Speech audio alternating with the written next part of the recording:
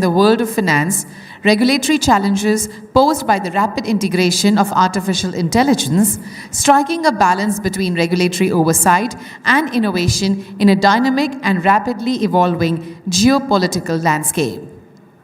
For this much-awaited panel discussion, let me invite Shri Anantha Narayan, former whole-time member of SEBI, on the stage to moderate the discussion. Welcome, sir. And we also welcome the panelists, Dr. V. Anantha Nageswaran, Chief Economic Advisor to the Government of India. Welcome, sir. Mr. K. Rajaraman, Chairperson, IFSCA. Welcome, sir. Mr. Claude Marx, Director General, CSSF, Luxembourg. Welcome, sir. Mr. Phillippe Richard, Executive Director, International Affairs, ADGM, FSRA, and former Secretary General of IOSCO. Welcome, sir. And Mr. Chung, Executive Director and Head of the Markets, Infrastructures and Intermediaries, Department Monetary Authority of Singapore. Yes, I want not tits and bits. Yes, the whole big round of applause for all of them. Thank you. And I now hand over my part to the moderator. Over to you, sir. Thank you so much. Hi, I'm audible, please? Okay, fine. So let's start with this fantastic panel. I'm going to borrow heavily from the excellent address that was given by Anantha Nageswaran, the Chief Economic Advisor. In fact, here is a secret. I was going to throw the first question to him, but I think he's already given the answer in his wonderful address. So I'm going to start with the other panelists and then come to Anantha last. I think we can all agree that this is a time of tremendous changes on multiple fronts. To start with, of course, the ubiquitous talk about technology, with Gen AI and possibly AGI at some stage, and what that means for capital markets, for regulation, for governance. The second is the expanding nature of our products and markets and volumes, including things like the new digital assets, which are no longer new, the fact that you have stable coins, other virtual digital assets, the fact that you have algorithmic trading, which already incorporates and possibly was the first feature to incorporate a lot of machine learning, etc. And things like private markets growing at a very rapid pace the last few years. And finally, we also have a new world where multilateralism seems to be fraying at the edges, where it's more bilateralism rather than multilateralism.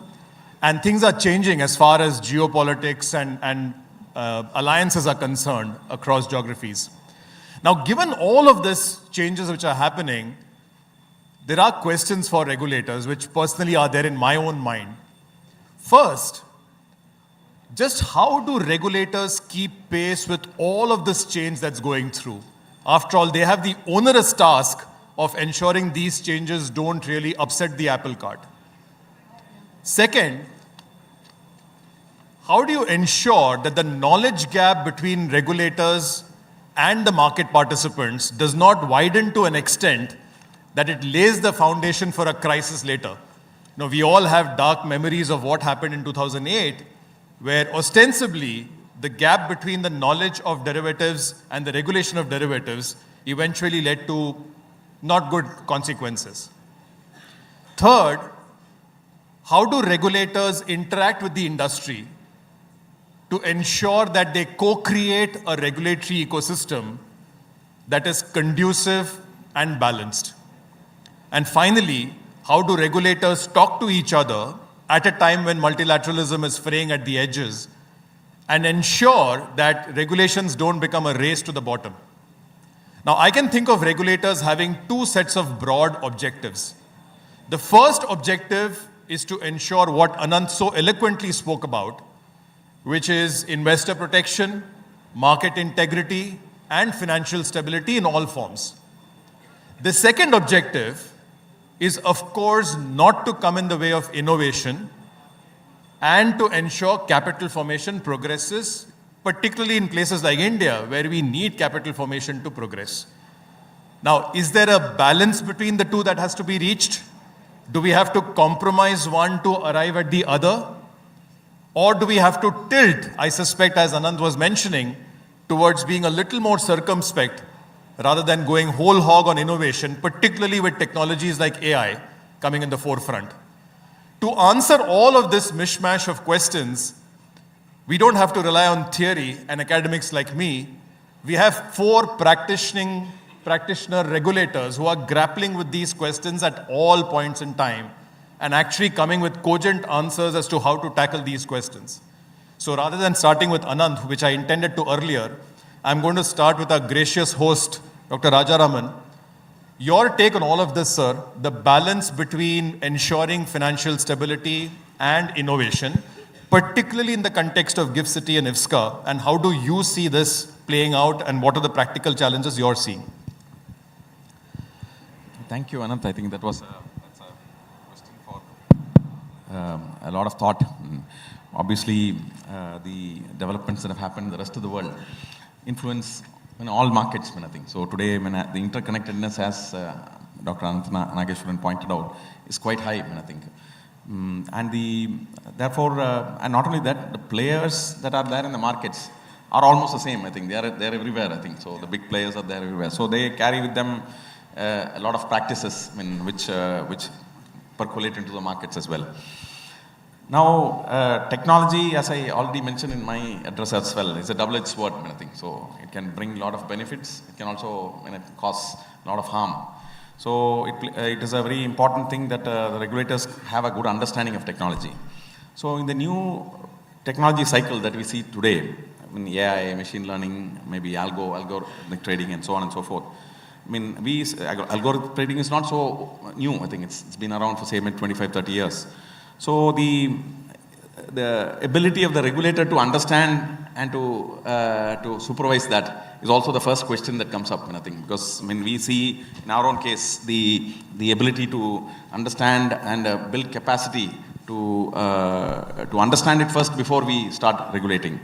So this therefore leads us for us to have a lot of exposure. So training our own staff by sending them to various advanced training schools is very important. And here I see the role of institutions like IOSCO come into play, I think, because since we are part of that organization, I think many of my fellow panelists are also part of the same group. So the ability to discuss threadbare in all these fora gives us greater insight into what it brings and what it can bring as negative impact as well. So while that be so, as a regulator, we have always viewed that innovation policy needs to be balanced. One cannot be swaying to both extremes. So it's very important that while we do not stifle innovation at the cost of protecting the investors. So we have adopted an approach of admitting some of these new technologies into a sandbox. So we have both an innovation sandbox and a regulatory sandbox. And that has afforded us an opportunity to kind of understand it first and also to try to build regulations. So I'll just give an example here, I think. Today, I think the talk of the town is about tokenization of assets of all kinds.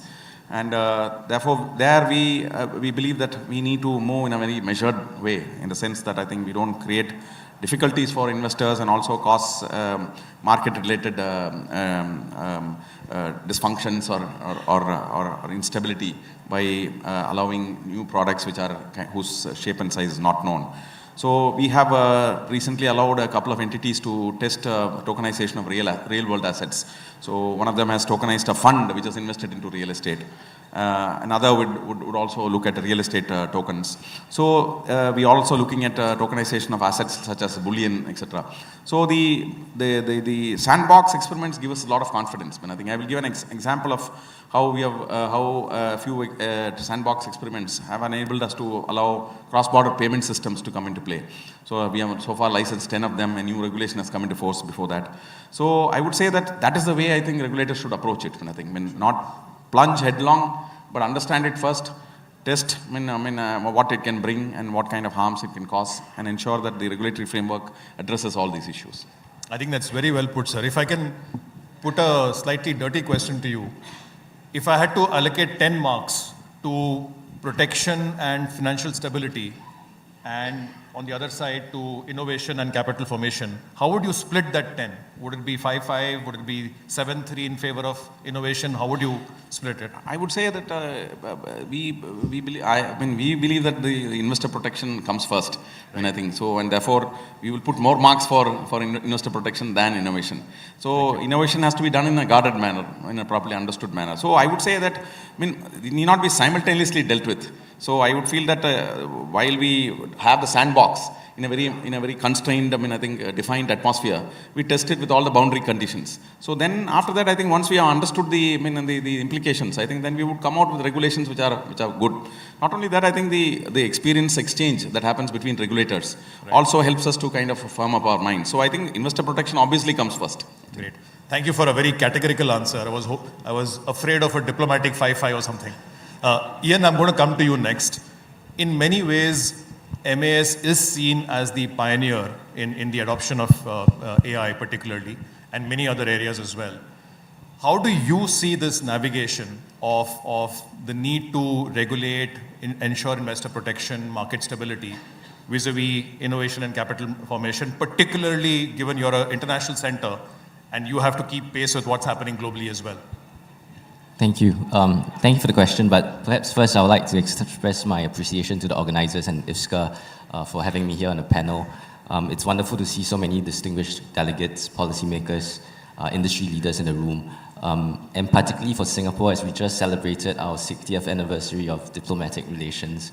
I think that's reflected really in the excellent relationship and the activities of our institutions in Gift City. So that's a quick thank you. And to jump into the question, perhaps sharing how MES views AI or artificial intelligence, I think we're in complete agreement with the panel that it is a game changer. We are seeing significant momentum, and I think that what it means is it requires thoughtful regulatory responses. What we are seeing is that financial institutions are already actively using it, either by augmenting their daily tasks, simple tasks, or even more complex ones like client advisory, risk management, fraud detection. So the scary thing is that this is just the beginning, right? And if we take a step back, the financial sector has always been a forefront in adopting new tools, often because the complexity of the financial sector demands it, and not because a tool is novel, right? If we look back many years, centuries ago, double bookkeeping, right? Double entry bookkeeping was invented by merchant banks because of the need to deal with long-term trade and capital. Then more recently, we have adopted financial technology, we have digitalized electronic trading, often because existing processes cannot scale, right? So what does that mean for the financial sector?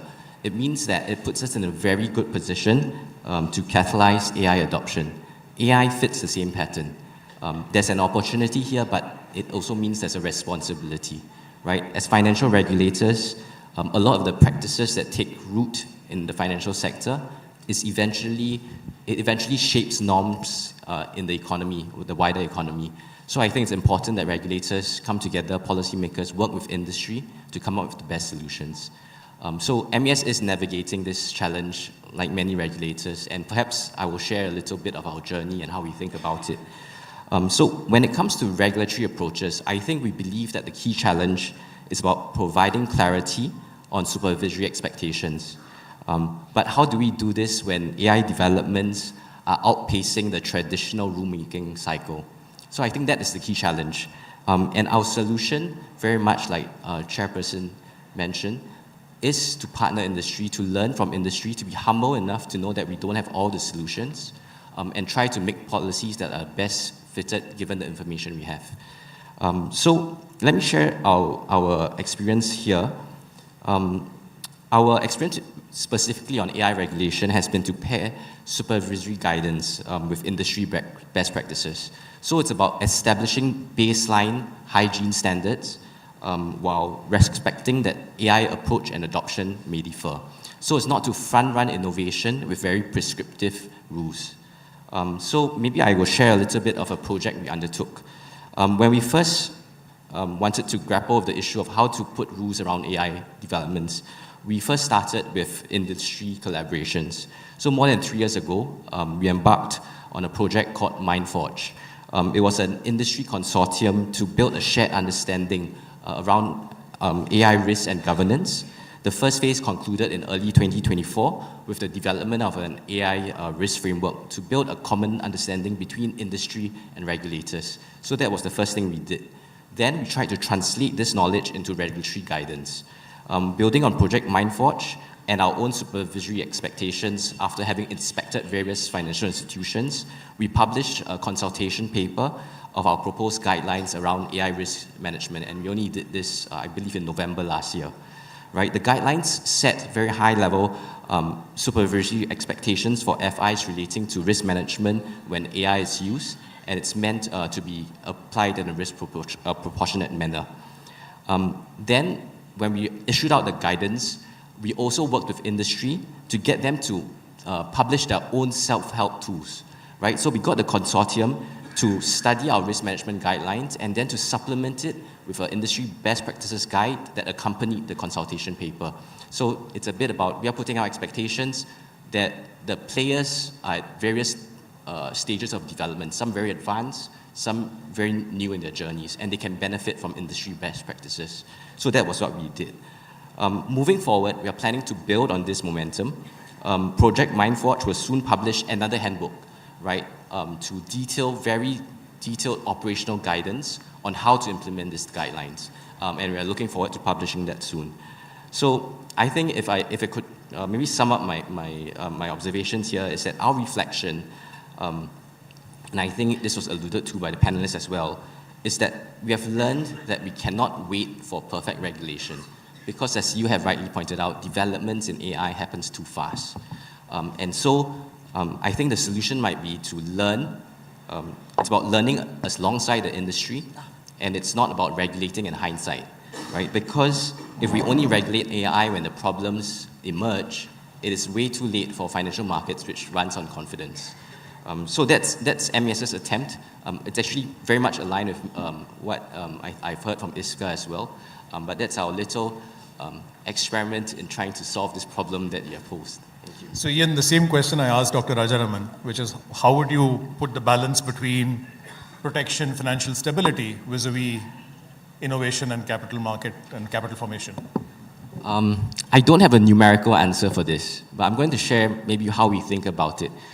We think if you design policy right, you don't have to ask yourself that question. If you design the boundaries well, if you do a sandbox, you design the boundaries well, you build in the safeguards, you don't have to ask that question. Right. But if ever you're put to a corner between investor protection, financial stability, and innovation, it will always have to be financial stability. Right. Well put. I have some follow-up questions, but I'll come back in the second round, particularly around, you described very well how MAS does consultation and gets feedback from all stakeholders. How would you have, and this is a question which I'll ask to everybody, how do you ensure that all stakeholders are equally represented, and it's not an information asymmetry where only the large ones get their way through, and therefore how do we get a balanced regulation? But I'll come to that later. Phillippe, I'm going to come to you next, which is, besides artificial intelligence, FSRA ADGM is also making some exciting strides in the area of virtual assets. Now, you heard what Mr. Rajaraman and Ian have said.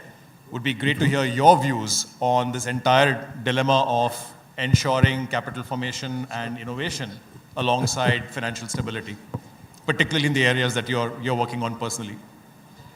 Well, thank you very much for the question. And you see, we have collaboration because we had a macro problem, so immediately we collaborate. We cooperate. That's good news among regulators. First, let me thank IFSCA and the chairman for inviting us. It's really important for ADGM to be here in India, in a gift city. We are neighbors, and we used to work together. We signed an MOU several years ago together, and we are very happy to be there. So let me take a step back in order to simply answer the question. Abu Dhabi International Financial Center was set up in 2015. And the purpose was to foster diversification away from oil and gas. That's the main objective. And to do that, we had to support the financial services sector's development. And what we wanted to do is have the financial services sector anchored in the Emirate, not just being, asset being managed in Zurich or London or maybe Luxembourg, but we want to keep some of it in the center.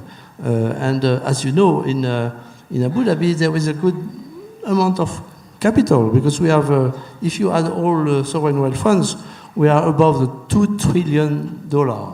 When you add the Mubadala, ADIA, ADQ, and the others, so it's a huge amount of capital. So there is much liquidity.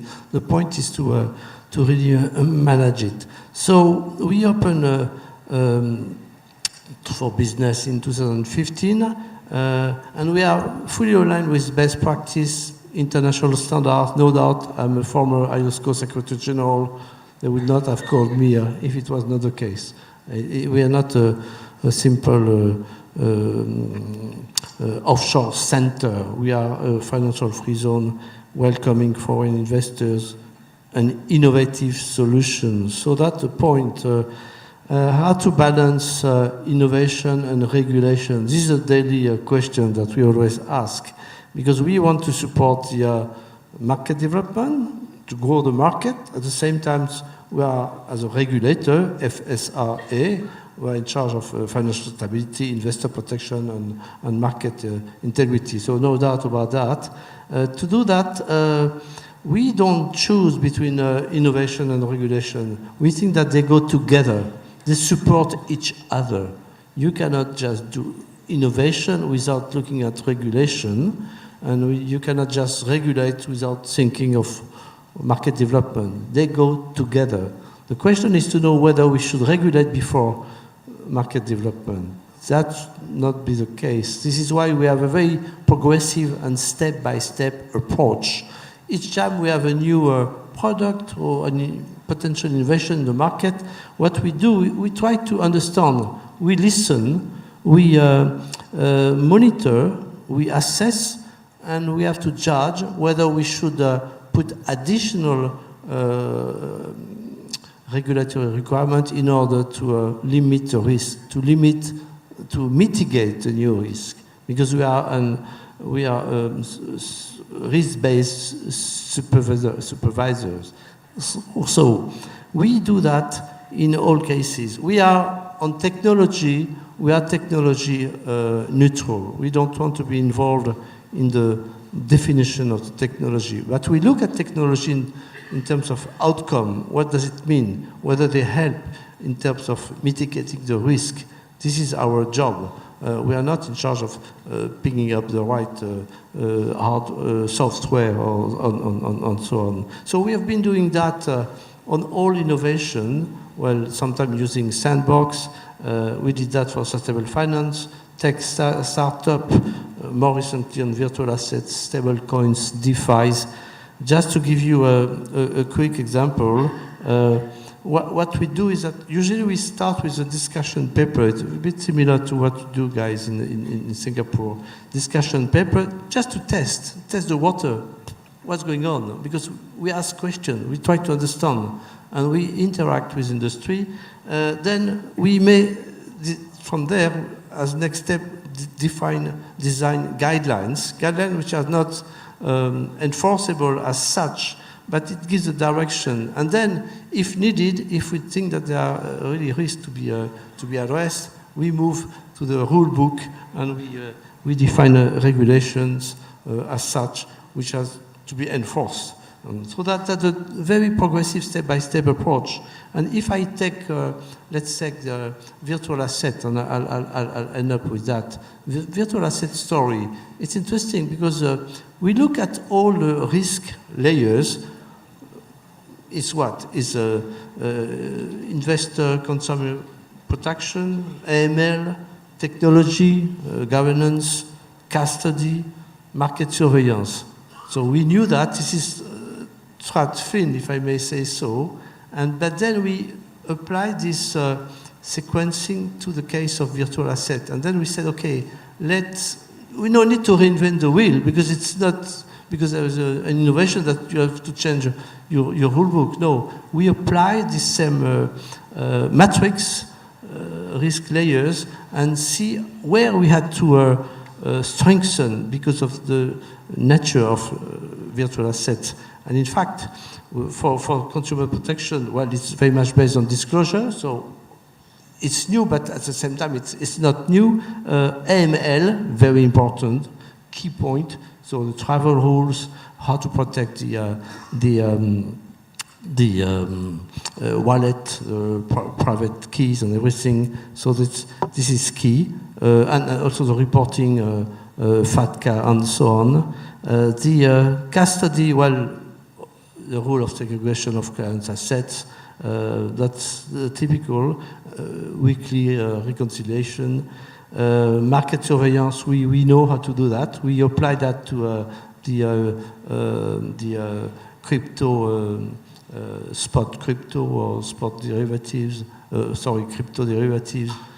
The thing that we decided to strengthen is really on technology governance and what we call the systems and controls, because there are big risks there. So we have more requests, more requirements on the system and control, and when we have a new applicant, we test before providing the license. So I think that I can stop there. Thank you. That's very, very useful, Philippe. By the way, just for the information of the audience, I think Philippe landed today at 4 a.m. in the morning and hasn't slept through the night. So thank you for your energy as you answer this. And Philippe, you're going to be a good friend to me. I had Mr. Rajaraman and Ian say that they veer towards the side of investor protection, gun on the forehead. You're going to be a good friend and go the other way and say you're in Abu Dhabi looking at more innovation and capital formation than regulation and investor protection. Would that be okay? Sorry, can you repeat? Would you be the balance between innovation and investor protection? Would it be fair to say that you would tilt towards innovation and capital formation rather than investor protection? No. I know you said one can't go without the other. No. I see what you're saying. I'm not going to be trapped in that. I mean, I'm a regulator. So investor protection is a key requirement, like financial stability and market integrity. Excellent. Okay, fine. Claude, we've saved the best for the last. In many ways, and we heard your minister as well, you know, Europe and Luxembourg sets the gold standard for the fund industry in many, many ways. You're also the gold standard in areas such as operational resilience, in areas like cyber security, etc. And in general, you teach the other regulators about regulation in many ways. Really would love to hear your views on this entire question of the balance, given the context of rapid changes that we are seeing around us. Well, first of all, I would like to thank also IFSCA for hosting this very professional and very good conference, and also hosting my Minister of Finance and myself to the conference here. It is not an easy question, but maybe I can shed some different light on this. We are opposing, so to say, innovation and regulation, but it needs not be that way. And let me give you an example of my country where, you know, it's a very small country. As the minister said this morning, this would be a province at best, or a neighborhood at best in India. But we are punching about our weight when it comes to certain industries, and one of the industries is the investment fund industry. In the investment fund industry, we are the second biggest in the world today after the United States, with assets in excess of 8,000 billion in the mutual fund industry in Luxembourg. And if you ask the market participants of what had made Luxembourg a success, they will tell you that the success was born due to the fact that we were the first to provide legal certainty in the area of investment funds. So we were the first to create a legal framework on how to set up funds and how to distribute funds locally but also cross-border. So it's an example where innovation was kind of fostered through clever regulation. The pitfall, of course, is over-regulation. But as long as you stay simple and easy and principle-based, the fact that you provide certainty to the market can actually foster innovation. So it's not necessarily one versus the other. And if we come closer, so this was 38 years ago, so I'm talking about old stories. If I'm more forward-looking now, and I look at the area of tokenization and using the blockchain, either through native issues on the blockchain or tokenizing assets and then transferring them through the blockchain, the DLT technology. There are two things missing for the really big breakthrough and international breakthrough. One is interoperability, and many conferences have centered around this. So that's a technological aspect, and that can be resolved and has been resolved already to some extent. But the other piece that is missing for the real breakthrough is legal certainty. And again, we need a kind of a minimal framework to make sure that title is there, to make sure that collateral is properly handled, and to make sure that transfers on the blockchain are recognized and function. So that's another example where those two would not necessarily be one versus the other. And I think when we come to artificial intelligence, which has been talked about a lot, we have something called the AI Act, and it is a relatively simple piece of regulation which divides AI into 4 risk categories, and the highest risk category is forbidden. So that would be abuse of facial recognition, for instance, or surveillance of people through AI tools. Then in finance, we only have 2 applications that are considered higher risk, and those are perfectly allowed, but with certain safeguards. One of those would be automated credit scoring. And then the rest falls into lower risk categories. And I think as it stands today, my view is that we don't need any more regulation for AI in finance.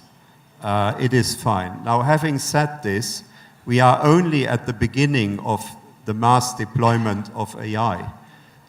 We have forgotten that generative AI became mainstream only in November 22. So that's only 2 years ago. And already now we are moving to agentic AI, which is still fine. But we are on the verge of then moving to fully automated AI. And when we get there, we may as well enter the age of quantum computing. And that will bring a whole series of new risks that we will have to carefully evaluate before doing anything else. But I think, and my last point that I want to make is that regulation, innovation, there's a third point that is important here, which is certain values that we also want to observe in our respective societies. There are lots of calls these days for total deregulation, also when it comes to innovation. And I think that innovation and regulation also have to take into account certain values of society. So do we want to be a total free space where people can be manipulated through technology? We certainly wouldn't want that in the part of the world where I live. And so that is the other component. Thank you, Claude. I think the point you make about having to see this through a value lens on what we want to achieve, I think is absolutely spot on. Ananth, I'm going to come to you now with a couple of questions. I practically heard all the 4 regulators gone on ahead, veered towards saying investor protection, financial stability is important. You can't let go of that. Yet, if I was to be candid, the largest economy in the world seems to be pushing towards deregulation and rapid deregulation, particularly at a time when, as you mentioned in your fantastic speech, where we are seeing these massive changes come through in technology, with the implications not fully clear yet. You mentioned some of them, algorithmic trading, the fact that machines move the market cross-border very rapidly. We saw this a couple of days back where a Substack article suddenly created flutters across the entire world very, very rapidly. So much so that large research houses had to come out and rebut it at some stage. So how do you see it as a philosophical person, and I know you think deeply about these things, given this rapid change, are we combining deregulation and rapid change at the wrong time? And are we setting ourselves up for larger risks as we go ahead? That's one philosophical question. The second question is, we are worried about India here in this particular audience. Many of us are here are Indians. How do you therefore see India's journey towards capital formation, given that we have to compete in a global world, operate in a time like this where there are so many risks and unknowns looking at us in the future? Thank you, Ananth. And so you were a former regulator yourself, and on my left are 4 regulators. So they come from a very practical space. So regulatory design and practices, people are more familiar. So I'm glad in a way that you sort of kept the principle or philosophy-based questions for me. Look, the way you frame the question on the first aspect between deregulation and market stability, or in the context of what's going on in the world's largest economy, I think it's also interesting that the United States is also keen on getting its manufacturing back. And to some extent, the loss of manufacturing in many advanced economies coincided with the increasing financialization of their economies. So one has to see the connection between the two. So you can't aspire for restoring the glory of manufacturing to some extent and yet continue to sort of operate in this financial market free for all kind of world. So there has to be, and I'm sure at some point they will come around to this point of view, and probably it's a matter of one bubble deflating before they come to that kind of middle ground between the two. But your question is therefore a very valid one. And how do you, in a large economy such as ours, where you need, I think for all regulators, one thing we need to understand, and I'll answer from the principles perspective. Post-COVID and post-global trade fragmentation, uncertainty having gone up is well accepted. But what do you do in a phase of uncertainty is not to make too many large leaps which you cannot retract. So reversibility of policy making becomes important. Of course, regulatory sandboxes are the one way of implementing it, but it's all about making sure that whatever we do, can I reverse it? What is my second best option? Do I have a fallback option? That is one way of looking at it. And the second thing I would say is we should have a clarity on what is the tail and which is the dog between the real economy and the financial sector.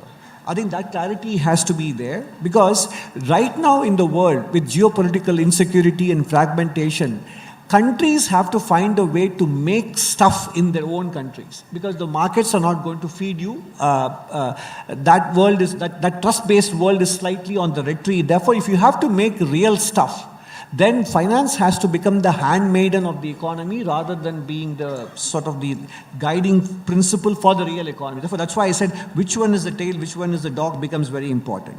The third factor is to recognize that post-COVID, a certain concentration of asset holdings, income inequality and wealth inequality having gone up in the world as such has to be recognized, and therefore, I'm glad that all the regulators to my left focus on stability and investor protection as their primary goal, because savings, income growth and savings already being under threat. and with artificial intelligence having the potential to further erode those income distributions, it's all the more reason that you must, as a regulator, help households protect whatever savings they have and not squander them. So these would be and more importantly, most of the regulators, except Mr. Rajaraman, come from small open economies. And whereas we are a large economy and a large demographic bulge to take care. And therefore, there again, I think the difference between innovation and protection will have to be different between these jurisdictions and the large economy. So these would be my responses to your question. Yeah. And the India Connect, Ananth? So I think that's exactly, I thought I concluded on the last point on the India being the large economy connect there. I think we still have to go back to the basics of capital markets. It's all about horizon. I mean, if you kind of know the horizon over which you're optimizing outcomes, then there is no conflict. The conflict comes only if you're talking about a short-term horizon versus long-term horizon, because in the long run, looking at the investor protection and innovation, given a longer horizon, there is no conflict. Understood. Great. I'm going to come back to you now, Ananth, with my lead to the next question that I have for the panel. Again, I know you're a thinker.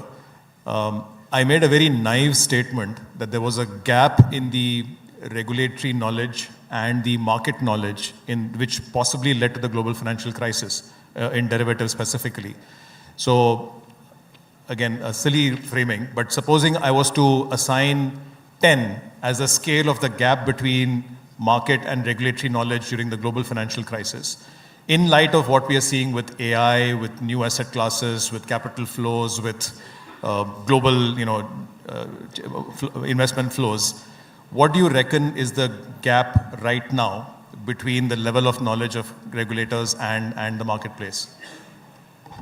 So I think, somewhat in a semi-lighter vein with respect to AI, I would add that there's no gap between the knowledge of regulators and market participants, because nobody seems to know really what's going on. So you are presuming a certain higher knowledge on the part of the market participants, and I would challenge that presumption at this point. I think right now, because of the need... Can I sharpen the question then? Yeah. You are seeing, for instance, the use of machine learning, if not AI, in things like high-frequency trading.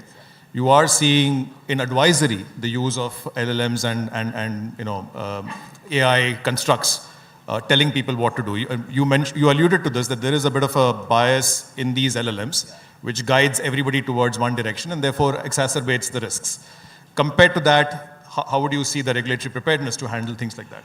No, I think, so the regulatory preparedness is evolving, to put it positively, because some of these phenomena are relatively of recent vintage, and therefore the regulatory preparedness probably has a bit of a catch-up to do in these matters, because as I mentioned in my speech, the IMF blog post talks about correlation between stocks and bonds moving in the same direction, etc. So to some extent, that is why the question I posed, and it's not, I don't have an easy answer, is market segmentation better than market integration in financial markets? Therefore, I think, regulators have the tools. They know that in the short run, it will not make them popular with the regulated entities. But the question is, therefore, if stability and investor protection become important, sometimes you have to kind of administer the bitter medicine. And that is where, so the answer is more behavioral rather than a knowledge gap. Thank you so much, Ananth.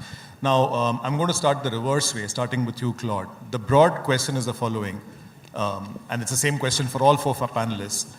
One is, do you think there is a risk of a knowledge gap? Specifically in your area, how are you making sure, I think you alluded to this, but nevertheless, how are you making sure that the regulatory staff are attuned to what is happening and abreast of what is happening, the knowledge, to ensure that the knowledge is ensured?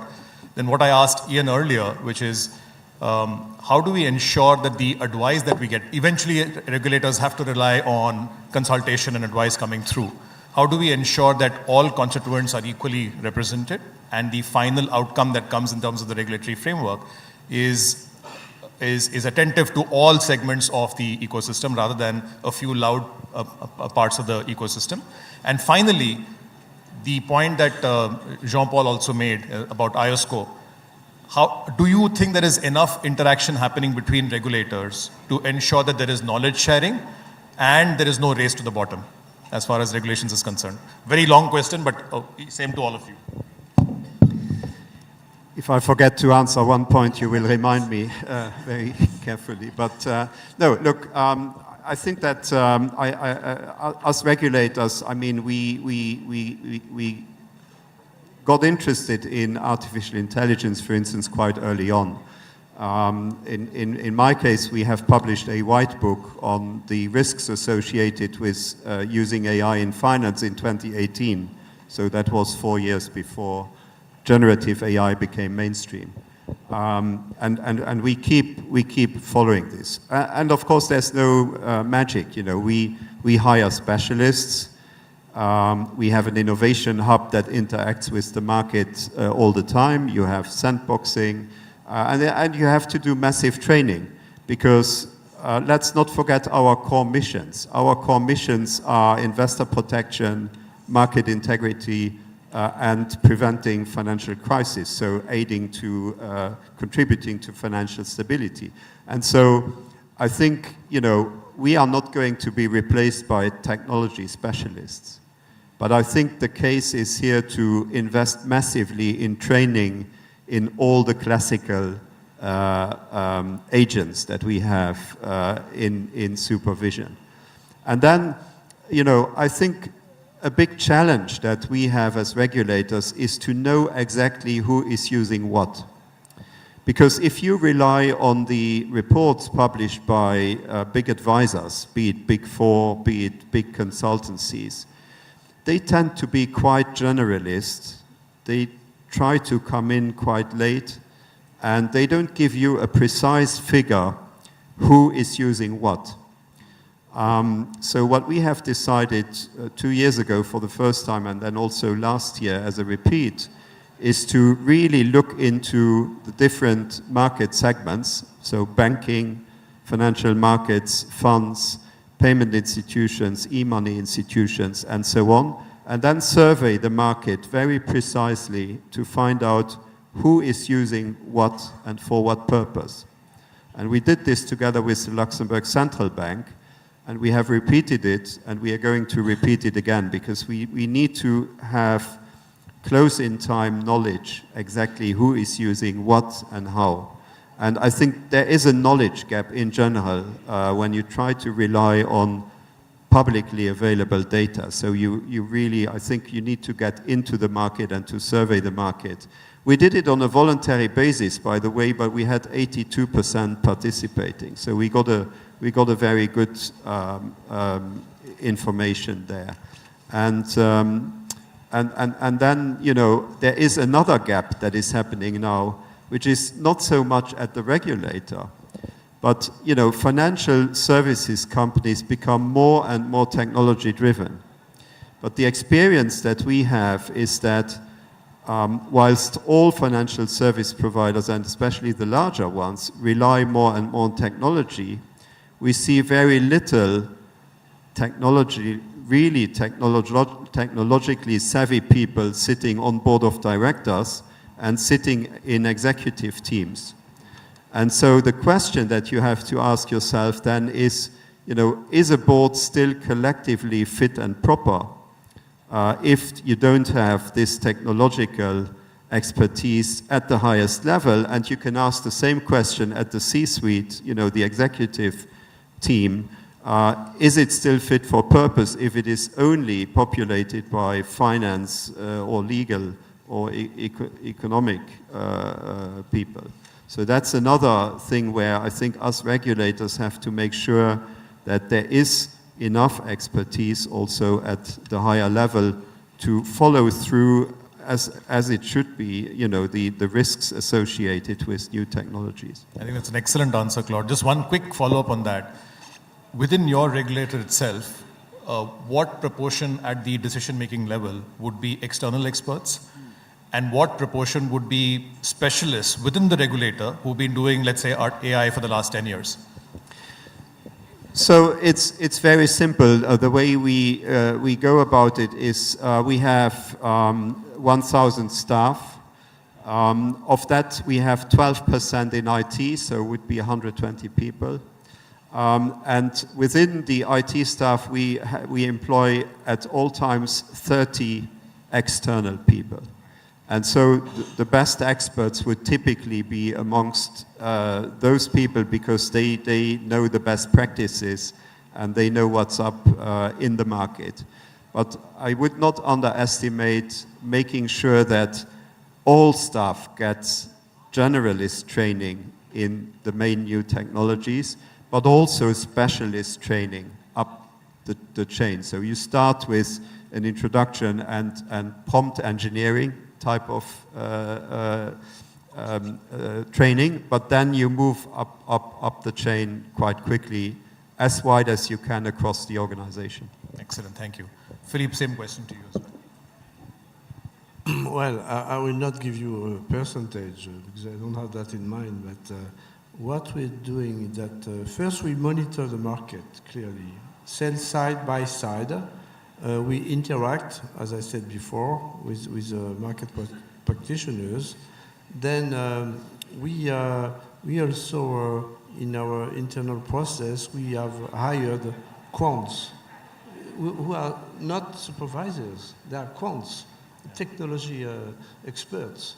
And then it's within the regulator itself, and then it's very interesting to see the interaction with traditional regulators. They have to learn that they work together to design the new process, how to use AI internally in our authorization process, because there are amazing things to be done in terms of efficiency to facilitate the summary of the hundred of documents and everything, but also in the supervision function. They work together to implement the new tools, and it's really it's very strong. The impact. So it's coming step by step. It's a progressive. It's a learning curve, and we benefit from that. I think.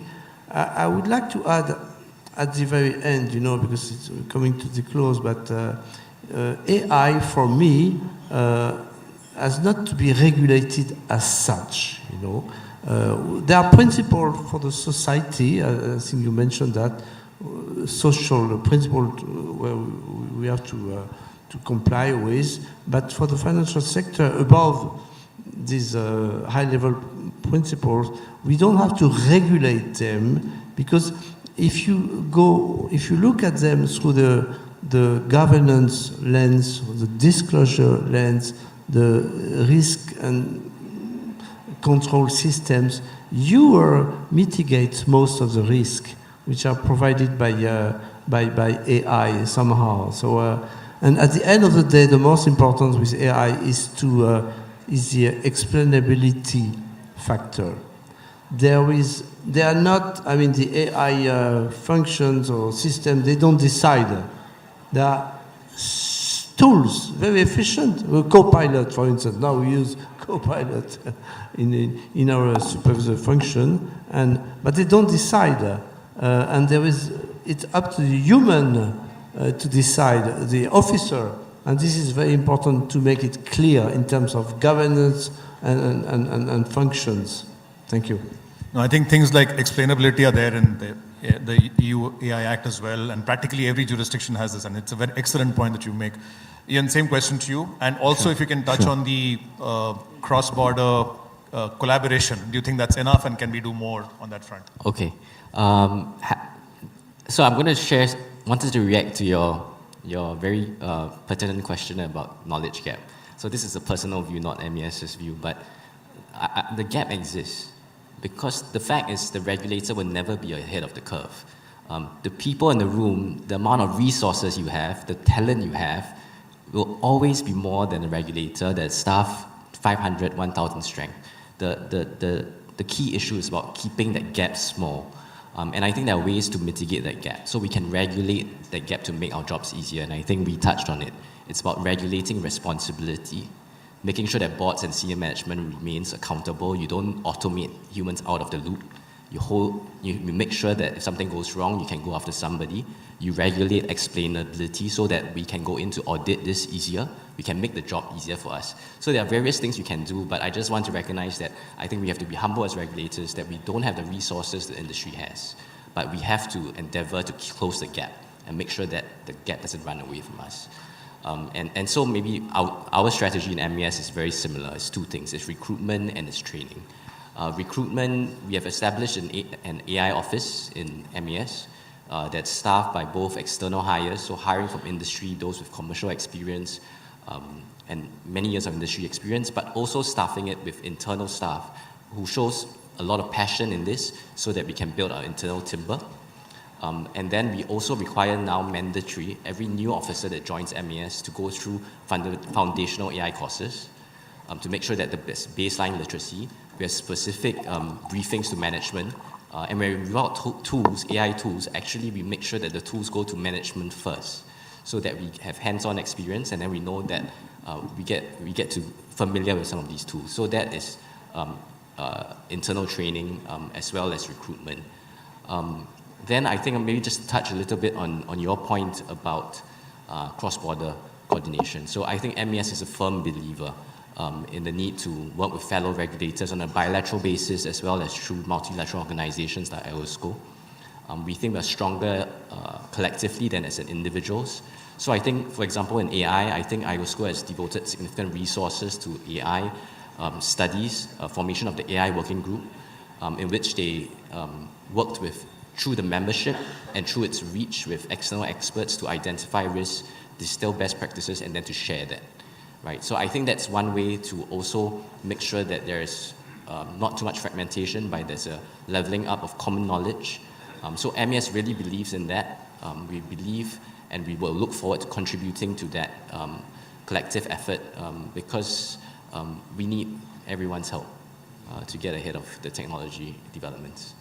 Thank you so much, Ian, and for sharing your personal view, which is not necessarily the MAS view. I can tell you that I'm giving you not the SEBI view, I'm not in SEBI anymore, but it's my personal view as well. I completely share with that with you. I'm going to give the last word to our gracious host, Mr. Rajaraman. First of all, I want to echo what everybody said. Thank you for arranging this, which is a great forum for regulators and market participants to do precisely what Ian mentioned, which is we have to share ideas, we have to learn from each other, we have to understand the context and put ourselves in other people's shoes.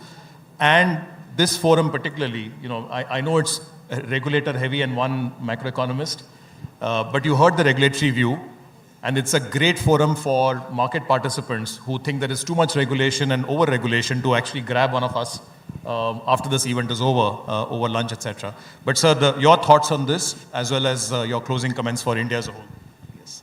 So thank you. I think colleagues here have made very, very, very valid points. I think I echo a lot of what they have said. As far as India is concerned, I think the overarching thinking in the government, I think, because government also, AI is so overarching that the policy is not driven by regulators, but rather by the government itself. So the fact that the government organized an AI Impact Summit last week goes on to prove that now AI will pervade every sphere of life.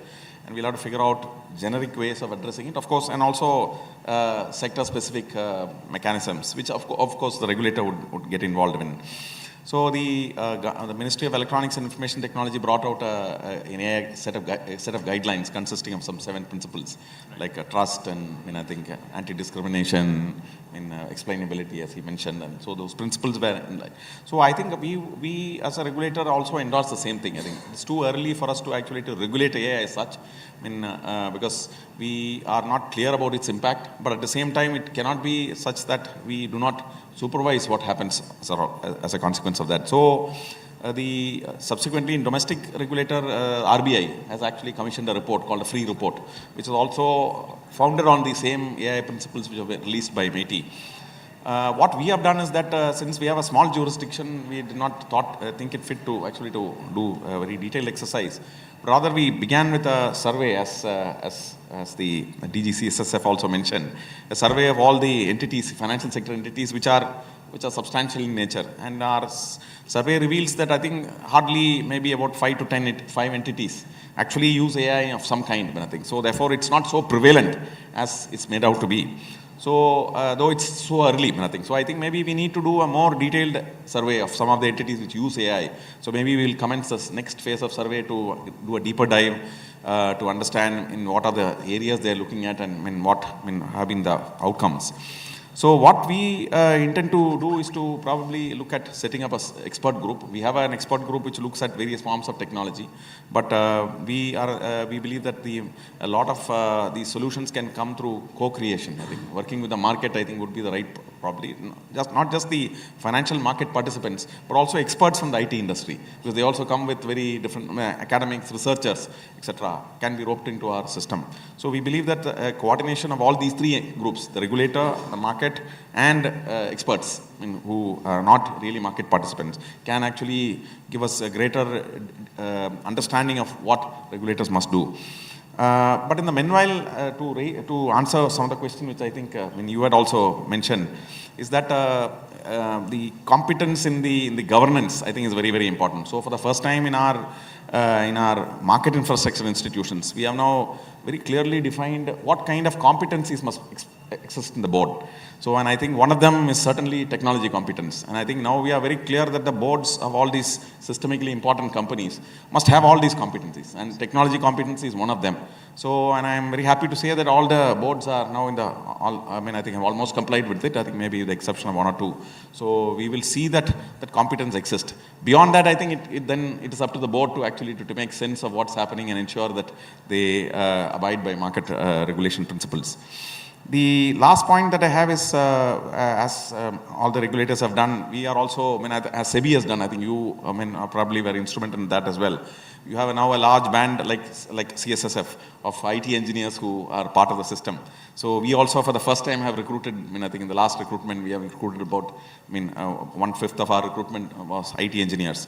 So we believe that competency must come in. And also, I also strongly endorse that across the board, everybody must have an exposure to AI and how it can impact. So we have set up an academy who is collaborating with training institutions with NISM, National Institute of Securities Market, and the IIT Gandhinagar, etc., to actually bring this training to our staff. In the meanwhile, the GIFT City has actually set up a global fintech center. So it is just taking shape. I think they have now are building a center of excellence in AI at the cost of, I think they're spending nearly about something like $10 million in this exercise. And we expect the center to become fully operational maybe the next year or so. So this will provide an opportunity for not only industry to use that base to actually test some of their products. It can actually be part of the innovation sandbox, which is early stage, but also can provide training programs for the rest of the people. So therefore, I think building these centers of excellence on technology is also very, very important within the financial ecosystems. Last point I would like to say is that, like for instance, in one of our sandbox experiment involving blockchain and tokenization, we have also now trying to initiate the process of supervisory nodes inside the blockchain, so that I think it gives us direct access on the transactions. So these are some of the new ways in which I think highly pervasive technologies and highly technologies which probably span or go outside the jurisdiction of a regulator will enable us to actually to give some insight into what's happening. So therefore, I think these new technologies have therefore to be regulated differently. I think the normal routine way of actually supervisory practices may not help. So with this, I'll say that it's early stage, but I think we cannot leave anything to be left unexplored in this process of ensuring there is market regulation and protection. Thank you so much, sir. That was very well considered and thought out. IFSCA ED Pradeep Ramakrishnan has given me strict instructions that I should adhere to the time. The time is showing 0. Do I have time for one question from the audience? One audience question will be entertained. Please tell us whom you're addressing the question to. In the meantime, I wanted to thank this panel. Ananth, I think your address set the tone for this panel discussion in many ways. You defined the contours. It wasn't intended that way, but you pretty much defined the contours for this discussion. Mr. Rajaraman sir, again, thank you for being a fantastic, gracious host, and thank you for arranging this and for your thoughtful remarks. I think it was very, very well put together. And all of you, Claude, Phillippe, as well as Ian, thank you for being open. Thank you for being very, very thoughtful in your responses and candid. I think the audience completely kind of benefited from all of those discussions. So really, thank you. One round of applause to this lovely panel here. In the meantime, before Pradeep kills me, if somebody wants to ask a burning question that they simply have to ask, please go ahead right now. Or hold your peace forever. Yes, please.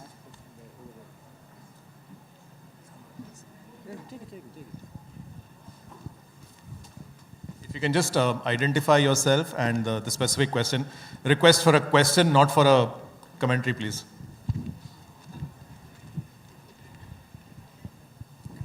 Sir, I am Vaibhav Modi. I work with a fund management entity in Gift City. It's more like, I apologize if I make mistake while I'm asking, but I'll because this is the right forum, and I had this question in my mind. So I'll just give an example that sometime when I need to read a document of 4 pages, I do ChatGPT say that summarize it. Then it summarizes it for me, but when I talk to someone else on that topic, I'm not that confident. Because for me, I go traditional way. I need to read 4 documents and then 4 pages, and then I'll be confident when I talk to someone else.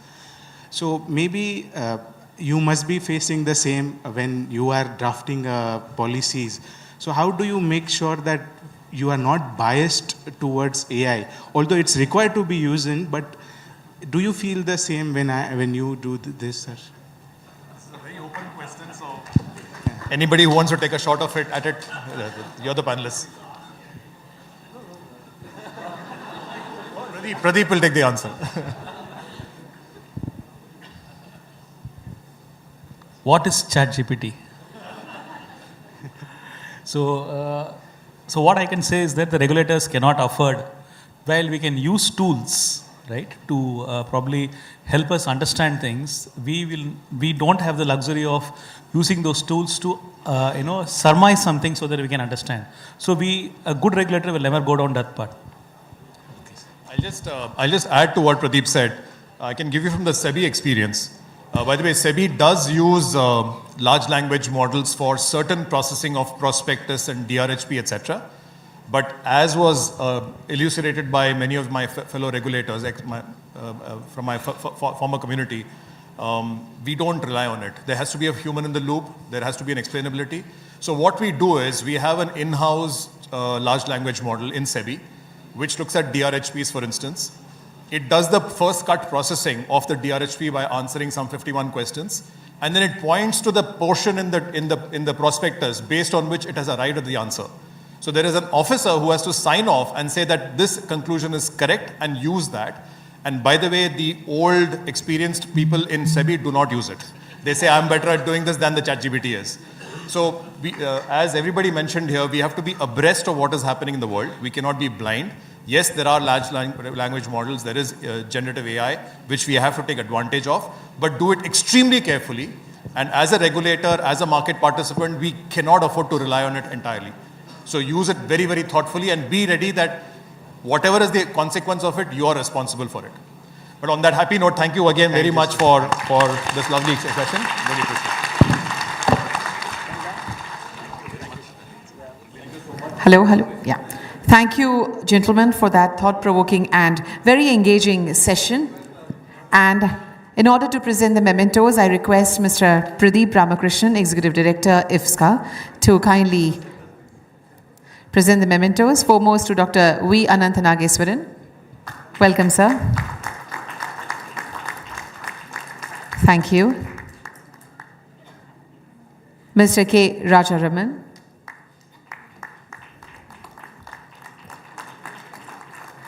Mr. Claude Marx.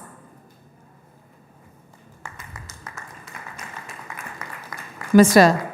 Phillippe Richard.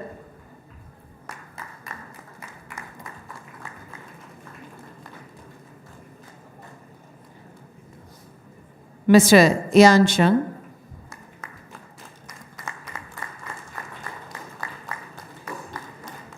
And to our moderator for churning the session so well, Mr. Ananth Narayan. Gentlemen, can you pose for a group photograph, please?